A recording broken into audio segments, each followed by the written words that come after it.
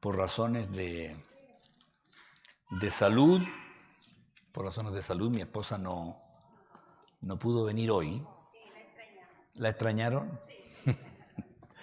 Y necesito un voluntario que esté ahí sentadito en la puerta para ver a los que llegan. Hermano Javier, amén, ya. Hermano Javier va a estar ahí. Aunque mi esposa es irreemplazable.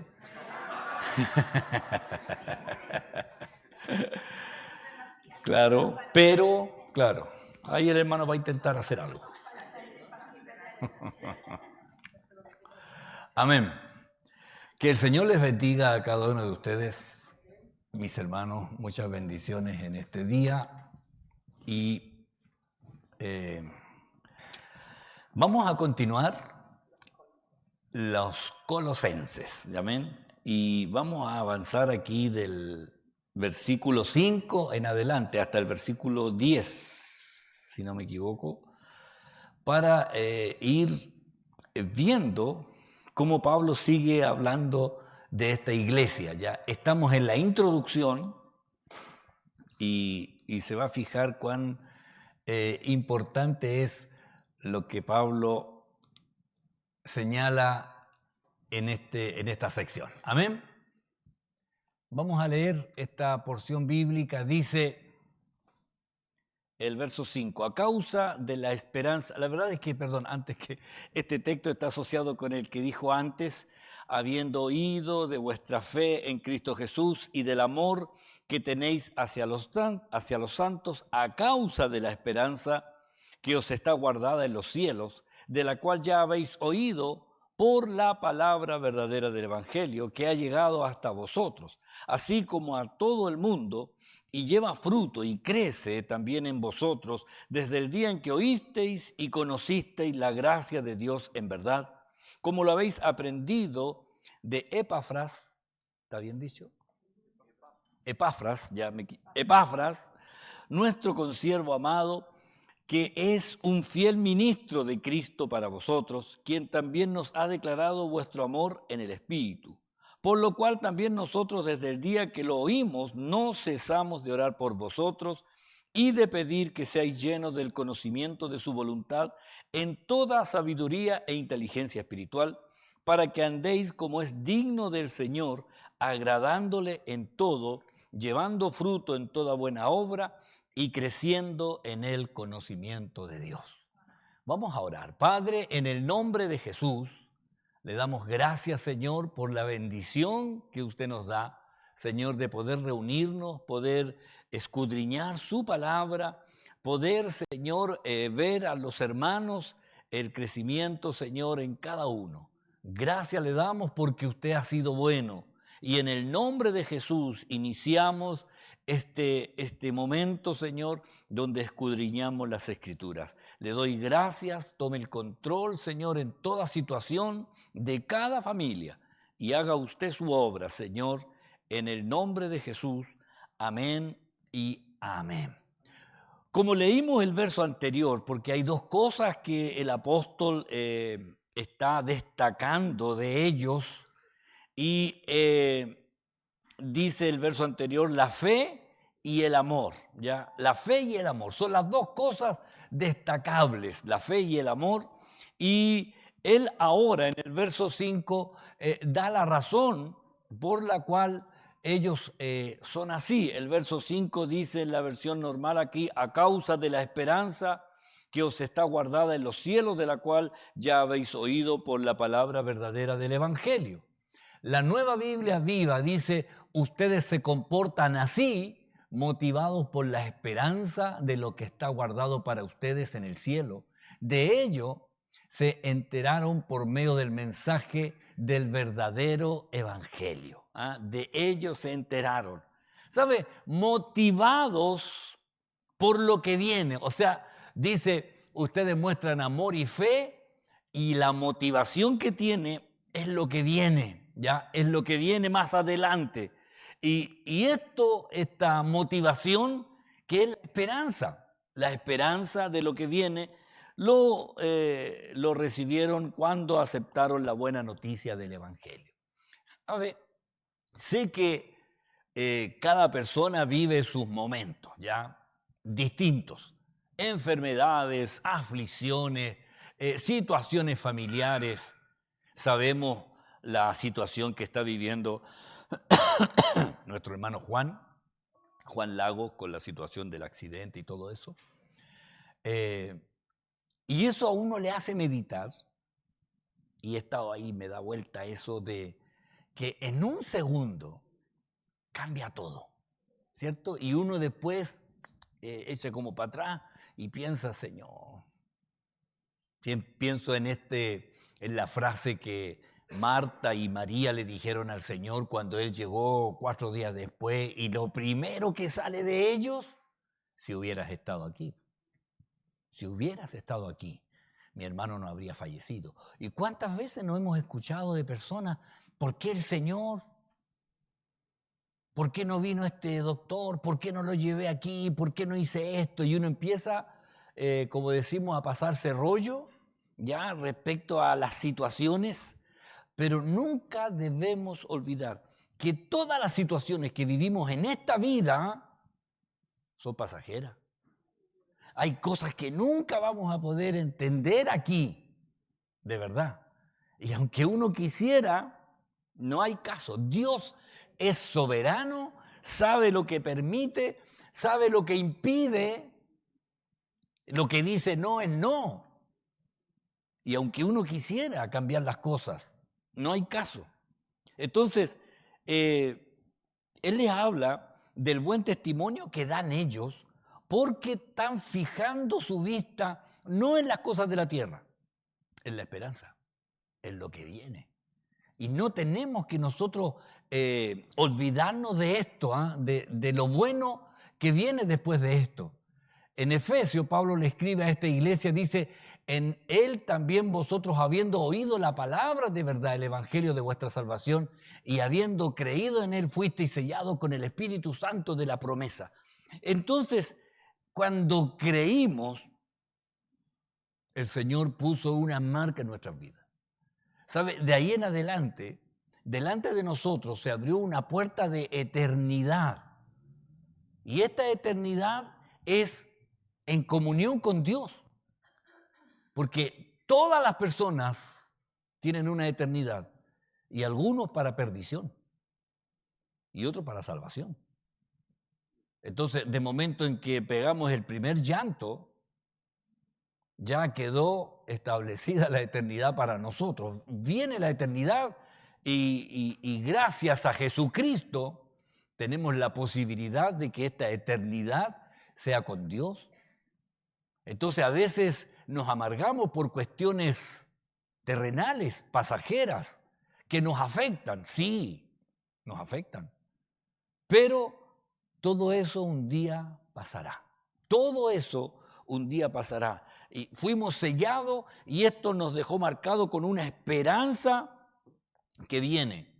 Pero debemos considerar que esta esperanza está allí delante de nosotros. Cuando Pablo le escribe a la iglesia de Corintios, le dice: además os declaro, hermano, el evangelio que os he predicado, la palabra de verdad, el evangelio que os he predicado, el cual también recibisteis.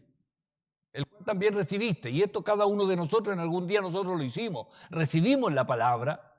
En él también dice: perseveráis.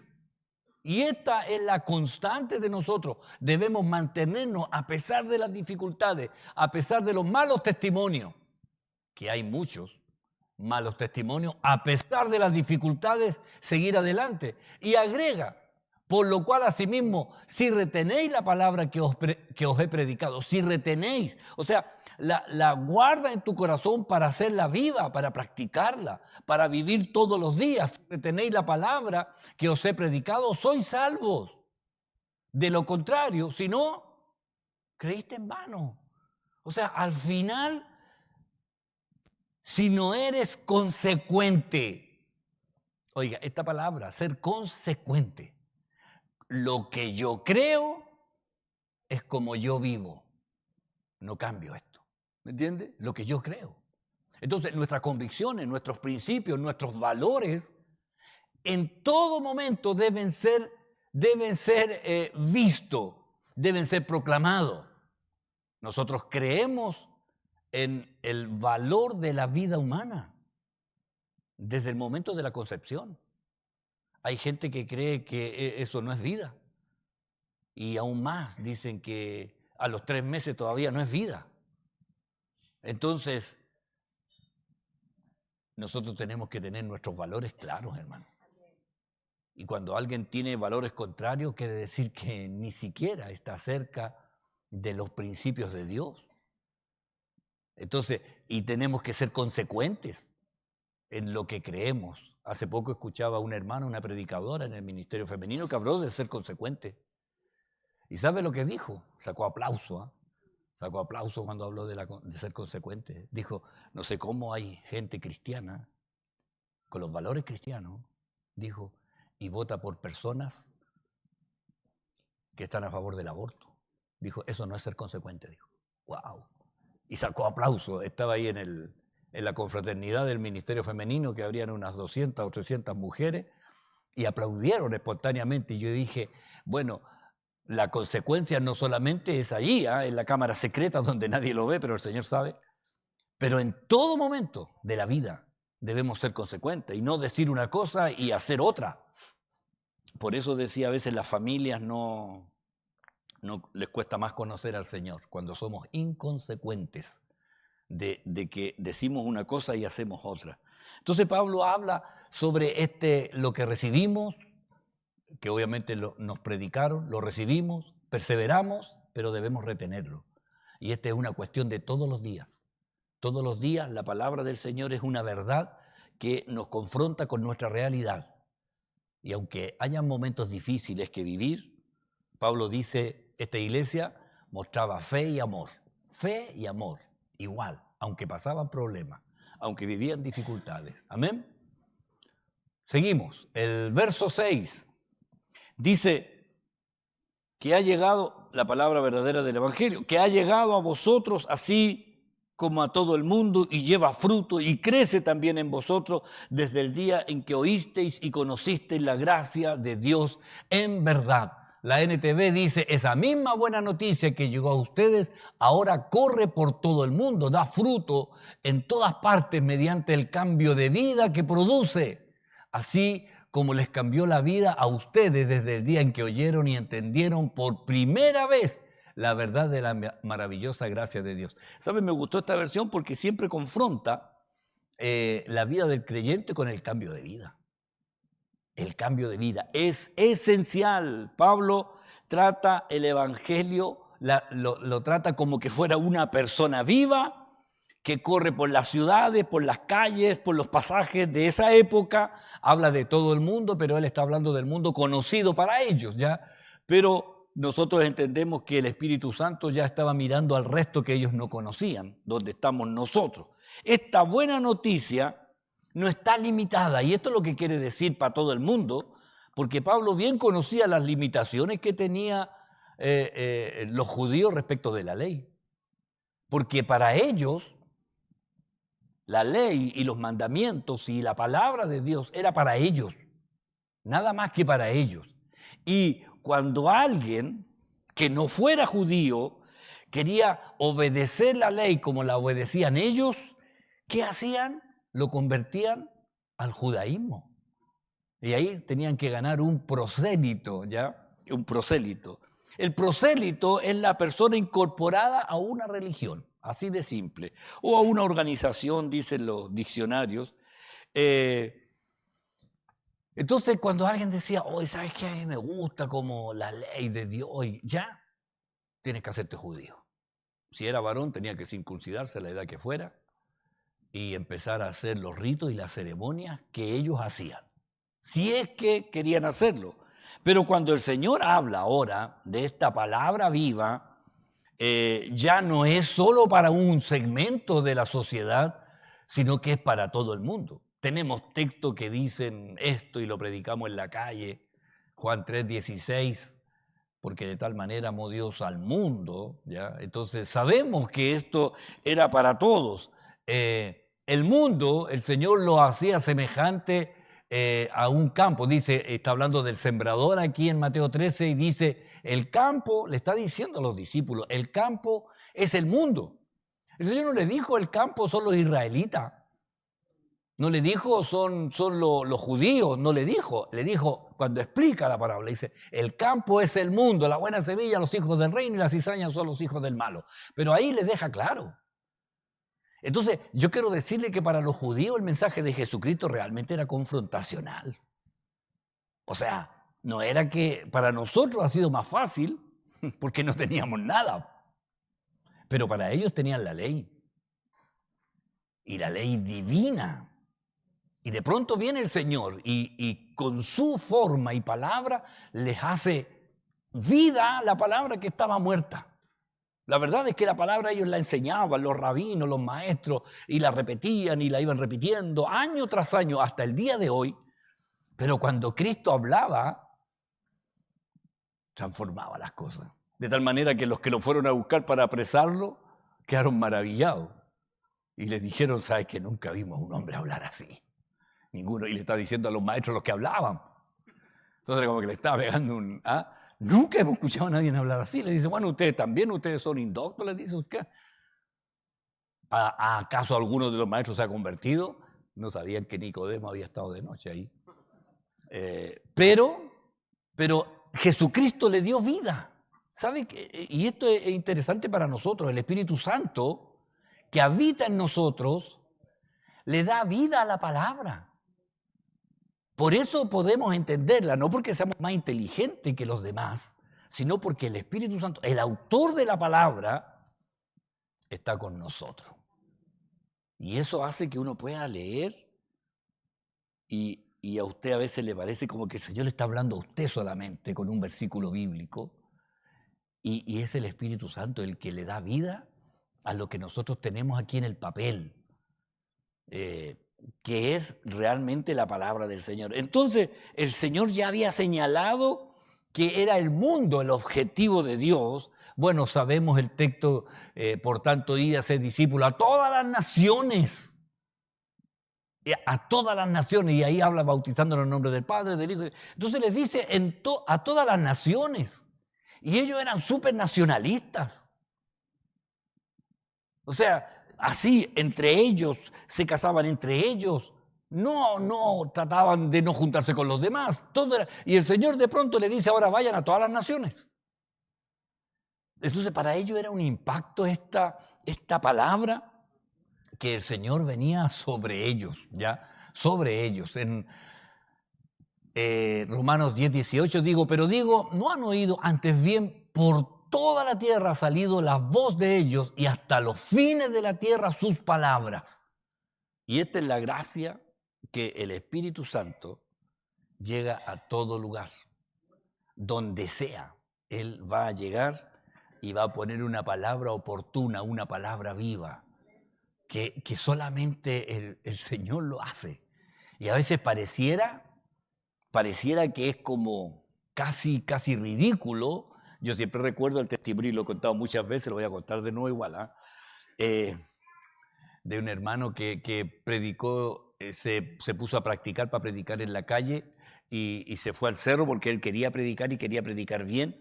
Y ahí se puso ahí, no había nadie, y el único que había era un caballo que estaba ahí cerca. Entonces empezó a predicarle al caballo, y caballo, a ti te digo, caballo, tienes que cambiar tu vida, y empezó a darle un mensaje al caballo, pero él estaba tratando de personalizar a este caballo con una persona para saber que en algún momento iba a predicarle a las personas. Y hablándole al caballo, y de repente entre los matorrales sale una persona y le dice, ya basta, ya, si ya entendí. Y a esa persona, un delincuente, le decían el carecaballo o el caballo, y el hermano le estaba predicando al caballo sin saber que había un carecaballo ahí escondido. Entonces el Señor le da vida a las palabras de tal manera que uno a veces ni sabe por qué lo está haciendo.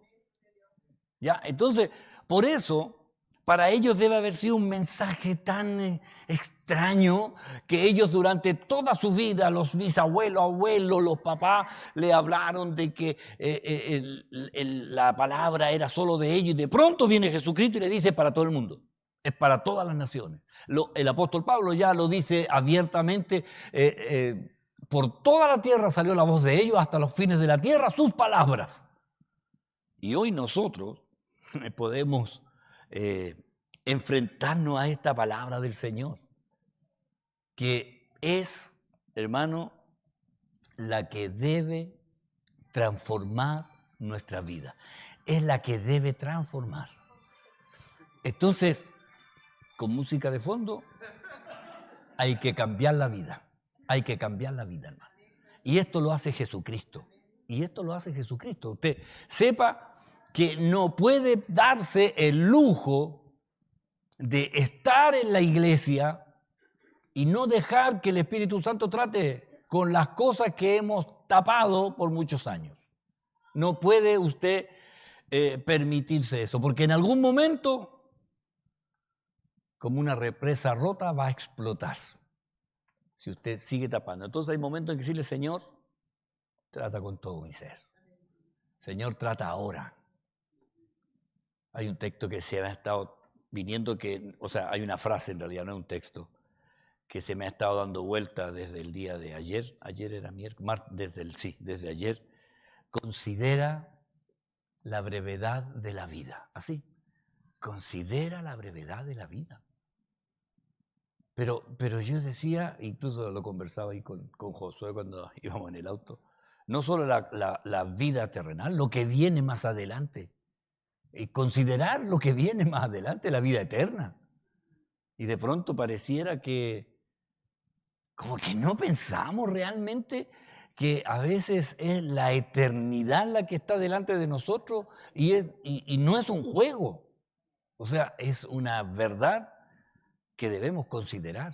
Y en esto es donde pasa eso de obedecer lo que el Señor nos está pidiendo, lo que el Señor nos está diciendo en este tiempo a cada uno de nosotros. Amén. Así que considérelo, ¿eh? La palabra del Señor debe transformar nuestra vida totalmente. Lo que antes hacíamos con naturalidad, hoy nos debe molestar. Lo que antes saboreábamos, hoy nos debe dar arcada, porque no va con el espíritu. Todo lo que es de la carne no va con el espíritu, ¿ya? Lo que es de la carne, carne es, y lo que es del espíritu, espíritu es. El Señor dijo. Entonces, lo que antes saboreábamos, hoy debería ya no ser parte de nuestra vida. Amén. Seguimos. ¿Nadie quiere decir nada? Quiere decir que o está todo entendido o está todo nublado. Dice el 7. Como lo habéis aprendido de Epafras. ¿Está bien ahí? Epafras, como lo habéis aprendido de Epafras, nuestro consiervo amado, que es un fiel ministro de Cristo para vosotros. Que es un fiel ministro. Dios habla hoy, dice: esto les enseño, nuestro querido Epafras, quien ha trabajado con nosotros y a quien ustedes tienen un fiel servidor de Cristo. Un fiel servidor de Cristo. ¿Sabe? Pablo reconoce el ministerio de otros, ¿ya? Como este Epafras, que lo mencionó varias veces y hay varios textos donde él aparece.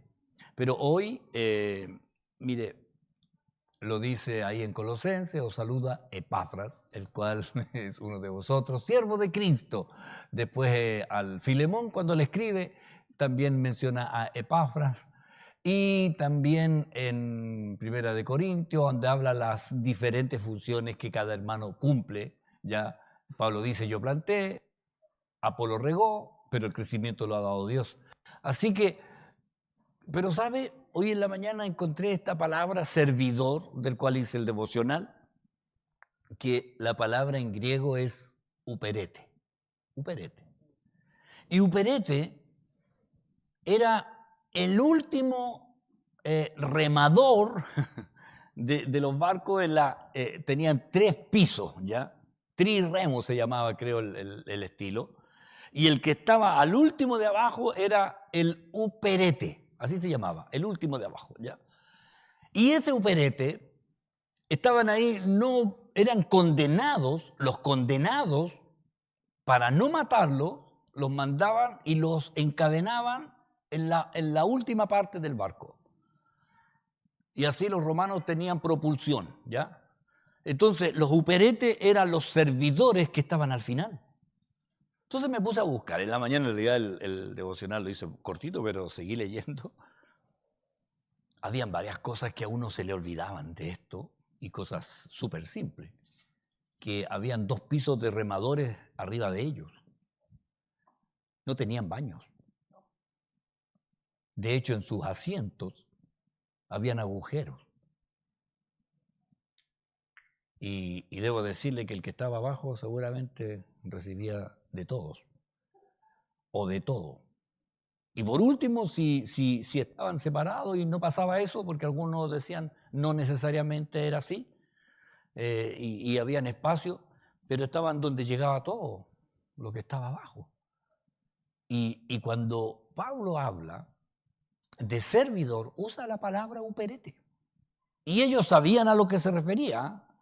Entonces, cuando hablamos de servidor o ministro, que también es servidor, no era gerente, no era jefe, era el último, jerárquicamente hablando, en la línea de todas las personas. El uperete era el servidor condenado que estaba amarrado en el lugar donde tenía que hacer lo único que era bogar, ¿ya? Entonces, cuando Pablo está hablando de nuestro querido Epafras, quien trabaja con nosotros y lo tienen como un fiel servidor. Entonces Pablo ahí habla a veces de servidor y a veces de administrador o mayordomo, que en el fondo era la asociación de estas dos cosas, que el que era tenía que tener un solo requisito: fiel, nada más, ser fiel en lo que tenía que hacer. Y si el uperete tenía que remar, eso tenía que hacer. Y que se organizaran de tal manera que todos remaran al mismo tiempo para que la cosa avanzara.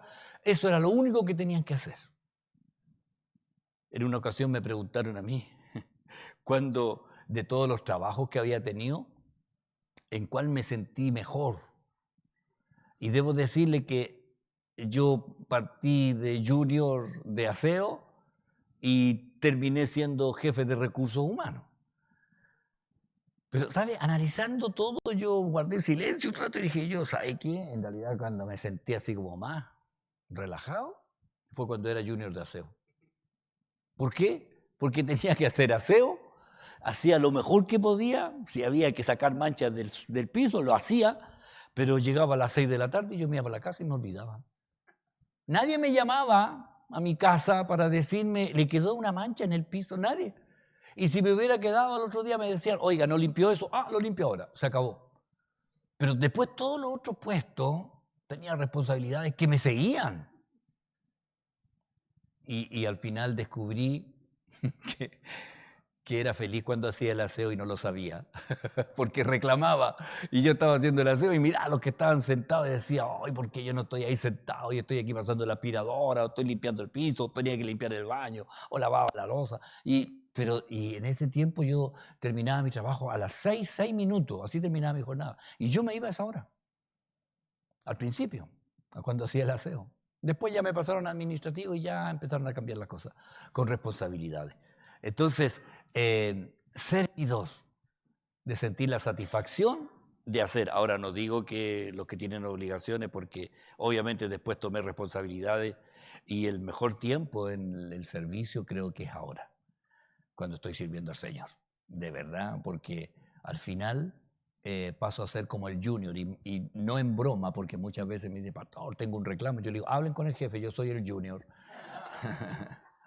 Porque de verdad ahora uno sabe que el Señor es el que está por encima de todo, ¿eh? Él es el dueño de las ovejas, Él es el dueño de todo lo que tenemos, así que yo soy el junior, ¿ya?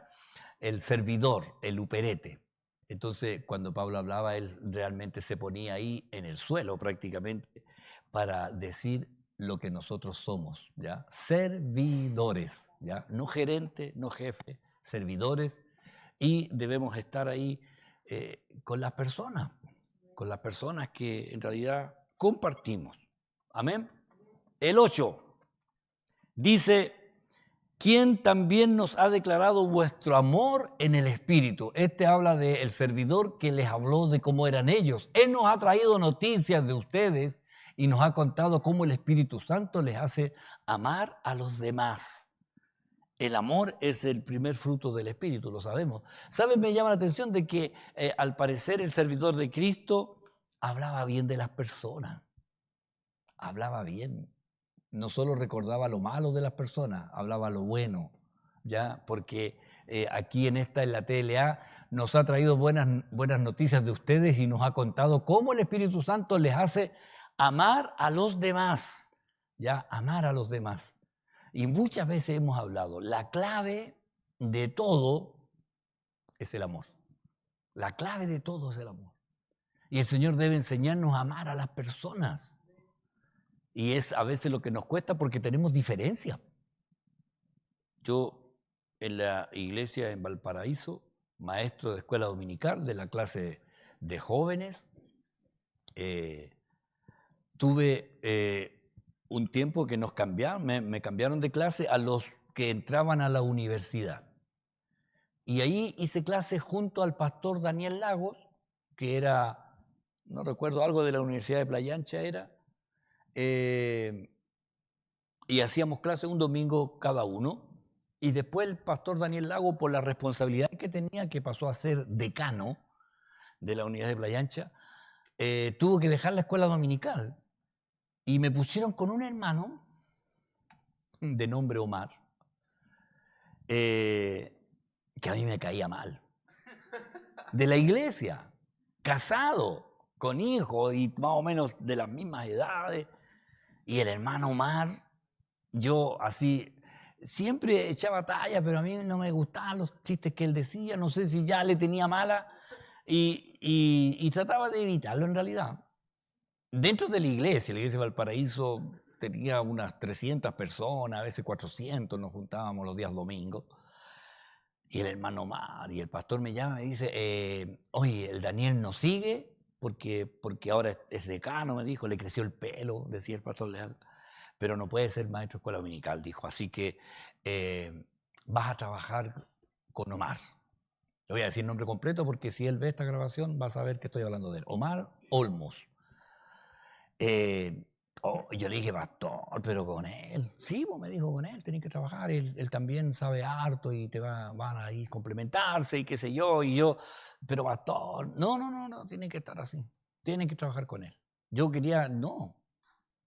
Y llega Omar no tenía idea de lo que yo pensaba de él ni nada por el estilo. Al contrario, él pensaba que yo era su amigo. Pero yo lo saludaba nomás. Y el Omar llegaba y decía, Carlito, vamos a trabajar juntos. Y claro, si él hubiera leído mis pensamientos en ese momento, claro, yo decía, oh, suéltame. Ay, me abrazaba, vamos a trabajar juntos, vamos a estar ahí, nos vamos a juntar, vamos a preparar. Y él hacía planes y todo. Y yo lo único que quería era no juntarme con él. Pero, ¿sabe? Y empezamos a dar las clases. Y cuando él daba la clase, yo que tenía raíces de amargura en mi corazón, yo lo reconozco, y él daba y decía algo y yo encontraba que estaba mal.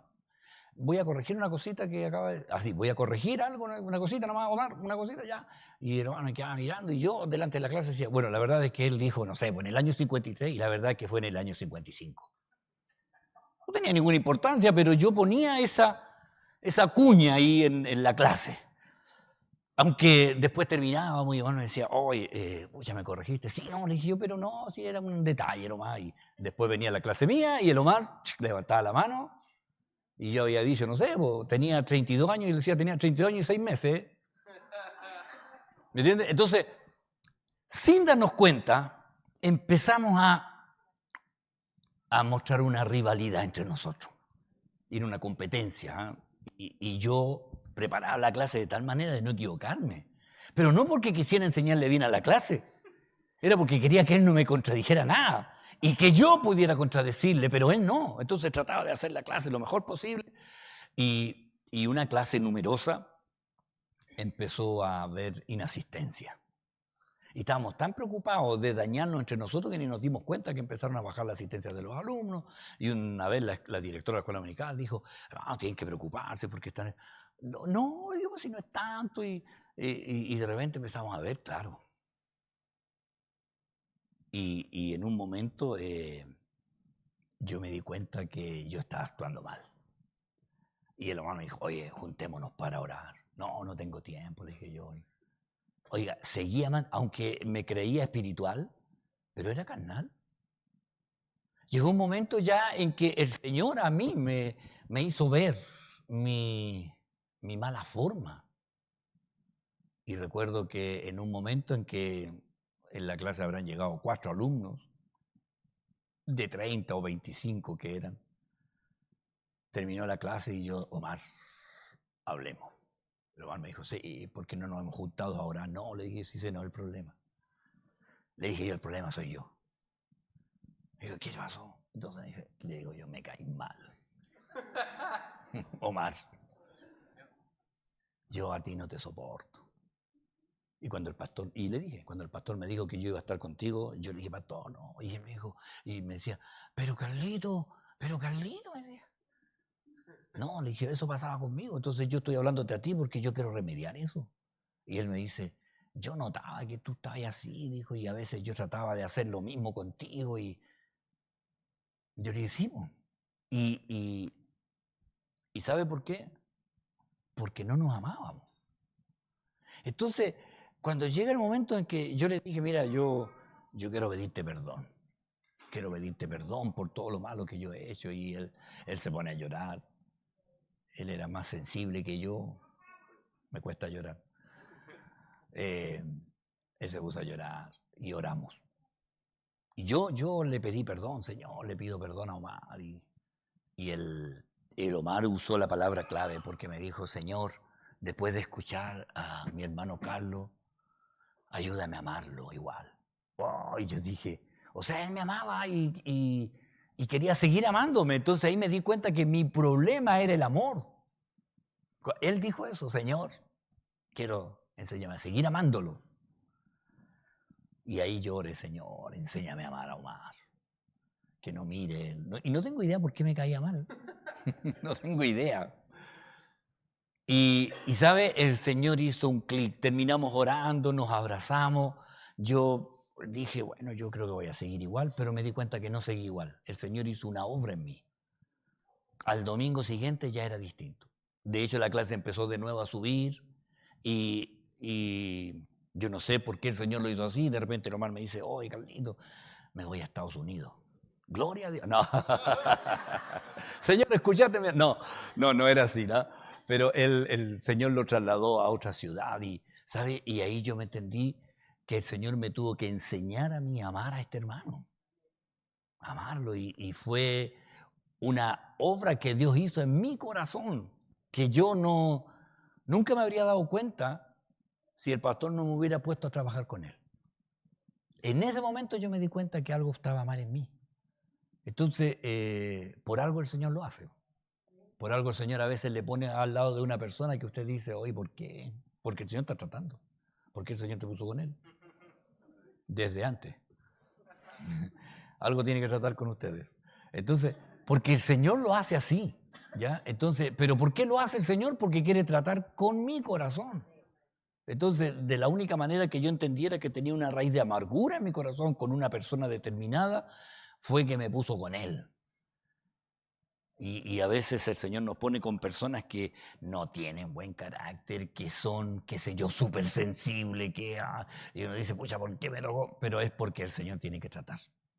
Y ahí es donde el Señor enséñame a amar, a pesar de que no cuadra conmigo, a pesar de que no somos iguales. No nos reímos con las mismas cosas, pero enséñame a amar.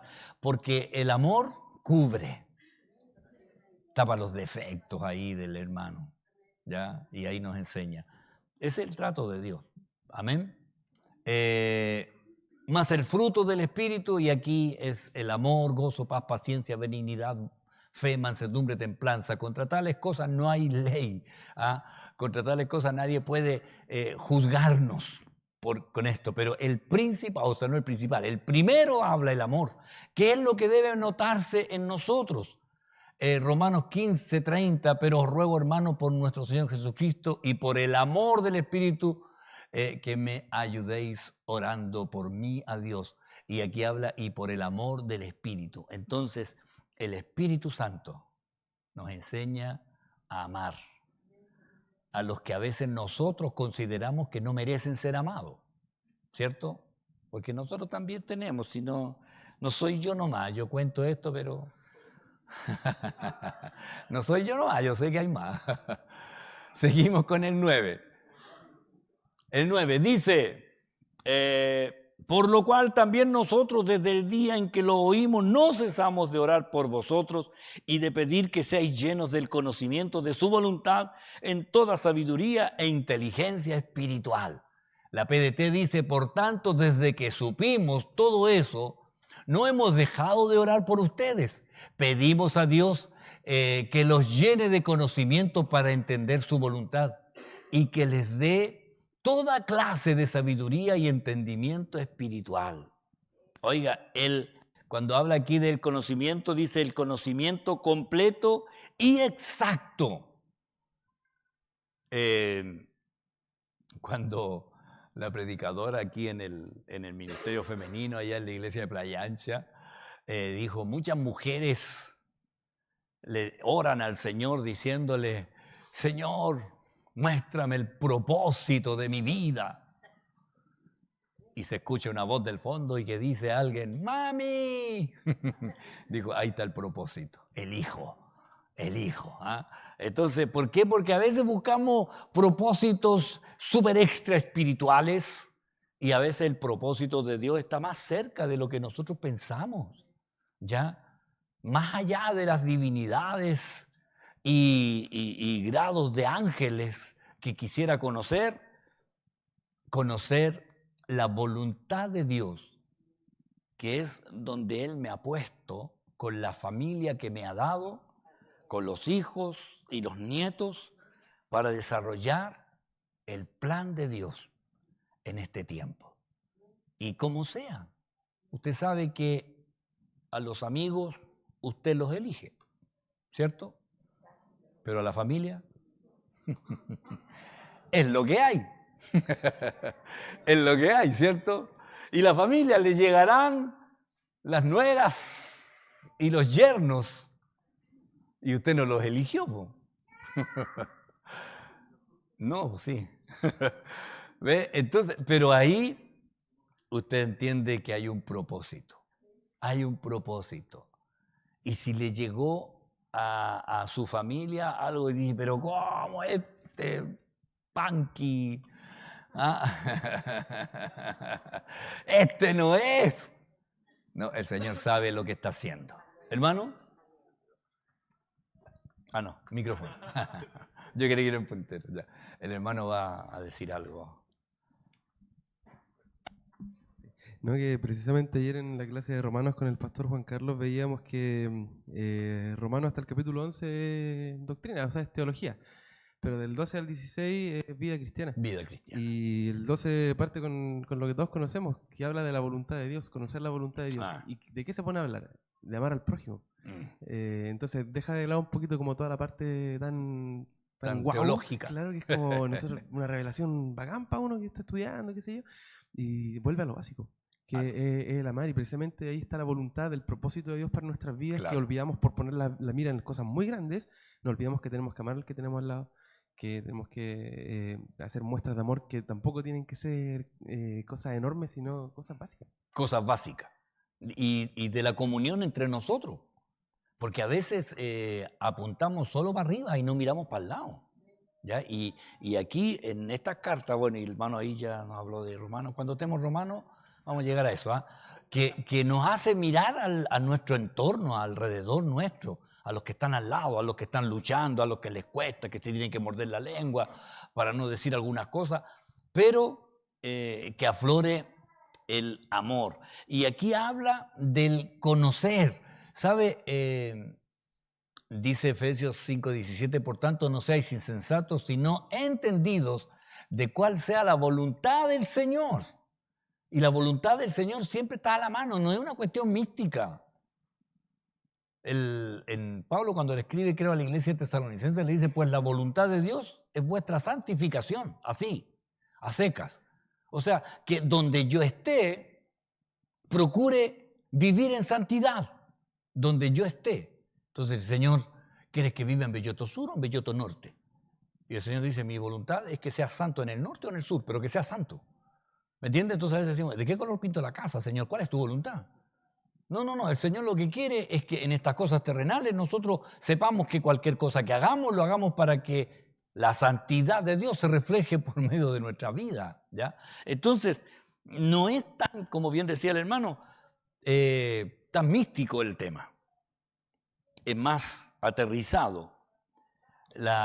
El conocimiento, mire, Pablo cuando habla a esta iglesia de Éfeso dice, dándonos a conocer el misterio de su voluntad. El misterio de su voluntad, algo que estaba escondido y que ahora lo muestra según su beneplácito, el cual se había propuesto en sí mismo de reunir todas las cosas en Cristo, en la dispensación del cumplimiento de los tiempos, así las que están en los cielos como las que están en la tierra, dándonos a conocer a nosotros el misterio de su voluntad. Y dice, ¿cuál es la voluntad de Dios entonces? Bueno, llevar esta palabra a todos los demás. Esto que estaba escondido, que los judíos pensaban que era para ellos nomás, a la iglesia le dijo, háblenle a todos, a todos. No hay aquí ninguna diferencia. Este mensaje es para absolutamente para todos. ¿Por qué? No con la sabiduría del mundo. Corintios 3:19, porque la sabiduría de este mundo es insensatez para con Dios, pues escrito está, Él prende a los sabios en la astucia de ellos. O sea, y sabe, a veces aparecen allí cátedras de algunas personas sabias que tratan de ridiculizar a algún cristiano y siempre al final, y bueno, uno ve donde sale que el cristiano le responde y lo deja callado. Yo esos busco nomás, ¿ya? Pero el Señor habla de la sabiduría que es una insensatez porque tratan de poner a Dios en la condición humana, y ahí donde ya se pierde. La sabiduría de Dios ilumina al hombre. Creo que me salté algo. Empecé de nuevo. Apreté mal un botón. Voy en el A9. Ahí creo que viene uno más. Ahí sí. Para que vuestra fe no esté fundada en la sabiduría de los hombres, sino en el poder de Dios. Amén. Entonces, que nosotros podamos considerar cuán importante es, hermanos, la presencia del Espíritu Santo en nosotros, más que nuestra inteligencia o nuestra capacidad para memorizar o decir palabras, es esa presencia de Dios, ¿ya? Que nos hace conocer, entender el propósito y la voluntad de Dios en este tiempo. Y cualquier cosa que le toque a usted hacer, sepa que Dios tiene un plan allí metido. Y alguna semilla dejará allí sembrada en aquellos que le van a conocer por un breve tiempo. Y es así. Amén. El verso 10 dice, para que andéis como es digno del Señor, agradándole en todo, llevando fruto en toda buena obra y creciendo en el conocimiento de Dios. Buena conducta. Si tuviera que decirle ahí en una palabra todo esto, buena conducta. Yo pues preso en el Señor, dice Efesios 4:1, os ruego que andéis como es digno de la vocación con que fuisteis llamados. Ya, digno. Primera de Juan 2:20, pero vosotros tenéis la unción del Santo y conocéis todas las cosas. Oiga, hace unos años atrás, estoy hablando de algunos más de 20, 25 años atrás, estuvo de moda esta palabra, la unción. Y se hacía ver como que era un poder especial y único para algunos. Y cuando Juan está hablando del Espíritu Santo. No es de otra cosa. Y se hablaba de la doble unción. No sé si alguna vez se habló de la triple unción, pero en realidad es el Espíritu Santo. Y por medio de él podemos conocer los planes que Dios tiene en este tiempo y donde cada uno de nosotros somos una pieza importante. Fíjese que en Efesios 2:10 dice, porque somos hechura suya, creados en Dios Jesús para buenas obras, las cuales Dios preparó de antemano para que anduviese. O sea, Dios dejó todo hecho. Y nosotros tenemos que empezar a caminar por donde Él quiere que andemos nomás. En la PDT mismo dice, nosotros somos obra de Dios, creados en Jesucristo para realizar las buenas obras que Dios ya planeó de antemano para que nos ocupemos de ellas. Entonces, no es que nosotros tenemos que inventar aquí la pólvora, no, Dios ya lo hizo. Nosotros tenemos que andar en su voluntad. Entonces yo parto y usted debe partir el día en la mañana, Señor, cumple el propósito de este día. Cumple el propósito. No sé cuál va a ser, ¿ya? Uno más o menos programa todo lo que va a hacer en el día, pero de pronto el Señor cambia las cosas. Y usted se da cuenta, ahora es el momento. Y a veces uno está tan metido en algunas cosas que son tan personales, pero de pronto el Señor dice, ahora es cuando hay que hablar. Y me ha pasado en más de alguna ocasión que he estado en alguna conversación tan cotidiana y de repente pienso que algo pasó, cambia la atmósfera del momento y la persona quedan ahí. He estado a veces conversando cosas que no son, pareciera tan importantes. En más de alguna reunión de pastores, en algún regreso de alguna reunión, voy hablando con alguien y de repente, y yo digo, Señor, ¿por qué llegamos aquí? Y el Señor sabe por qué. Y de pronto la persona me dice, ¿sabe qué? Estábamos conversando y yo necesitaba saber eso. Y yo no tenía idea. Y yo digo, qué bueno, porque si el Señor me tuviera que explicar todo lo que tengo que hacer, seguramente si me dijera, mira, te vas a juntar, te vas a sentar, busca juntarte con fulano de tal en la mesa tanto porque quiero que le hables sobre cómo el Señor te llamó. Que fue la última vez que hablé con un pastor ahí. Y el pastor me quedaba mirando y decía, oye, increíble, qué bueno. Y pudimos conversar y después cuando terminamos me dice, oiga, ¿sabes qué fue interesante la conversación? El Señor me habló varios puntos importantes. Y yo decía, pero si el Señor me hubiera dicho antes, mira, tienes que hablar de esto, a mí, capaz que le hubiera puesto más color y había arruinado todo. ¿Entiendes? Entonces, como era una cuestión que yo estaba tratando de pasar, rellenar el tiempo, al final fue lo necesario. Cuando uno está, entonces, y a veces hay personas, porque yo me acuerdo, habían pastores que estaban predicando y decían, en estos momentos el Señor me está diciendo algo. Y yo decía, ¿cómo se llama? Y yo decía, Señor, yo quiero ser así.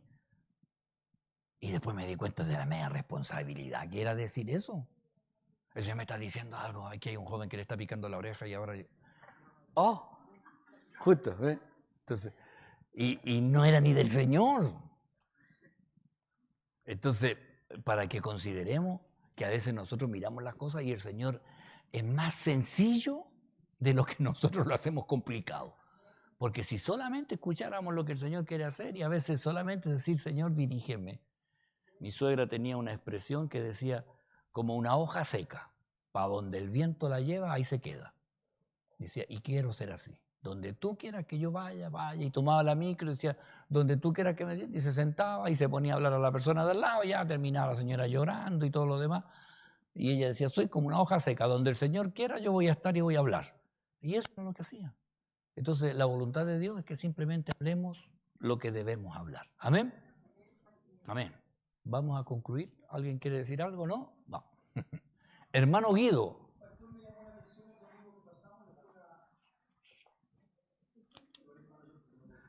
No escuché nada, así que repítalo. Gracias, hermano John. El domingo en la escuela dominical, la maestra que lo estaba enseñando dijo algo y yo quedé dando vuelta pensando porque, como dice usted, a veces Dios nos habla de diferentes maneras y Claro. la usó a ella porque nos dijo que de repente ella iba como en el metro, en una micro, en cualquier parte y Dios nos pone en el corazón orar por esa gente. Y a veces uno mismo se cuestiona. Hablemos las cosas como son. Claro. ¿Será de Dios o no será de Dios? Pero uno tiene que ser tan simplista como dijimos, es de Dios.